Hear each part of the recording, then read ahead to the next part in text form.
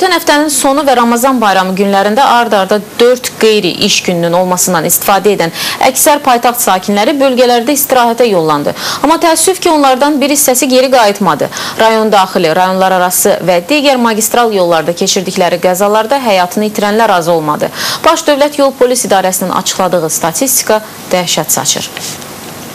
5 gün ərzində baş vermiş 50 yol nəqliyyat hadisəsi zamanı 17 nəfər dünyasını dəyişib, 66 nəfər isə xəsarət alıb. Baş Dövlət Yol Polis İdarəsindən verilən məlumata görə bu qəzaların əksəriyyəti rayonlarda və rayonlar arası yollarda qeydə alınıb. Xüsusilə rayonlara istirahətə yollananlar düzgün manevr etməmə, ötmə əməliyyatını düzgün yerinə yetirməmə, sürət həddini aşma səbəbindən qəzaların iştirakçısı olublar. Qəzaların 7-si Bakı şəhərində, 19-u ayrı-ayrı rayonlarda, 24-ü isə rayonlar arası yollarda qeydə alınıb ki, müvafiq olaraq Bakıda baş verən qəzalarda 3 nəfər həlak olub, rayonlarda baş verən qəzalarda 12, rayonlar arası yollarda isə 2 nəfər qəza nəticəsində dünyasını dəyişib.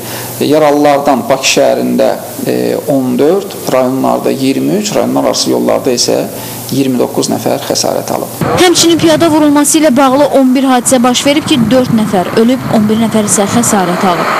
Ümumiyyətlə, bu ilin 6 ay ərzində 1216 yol nəqliyyat hadisəsi qeydə alınıb. Bu qəzalar zamanı 512 nəfər ölüb, 1234 nəfər isə yaralanıb. Qəzaların sayının ötən ilin müvafiq dövrü ilə müqayisədə az olduğu bildirilsə də kifayət qədər yüksək göstəricidir.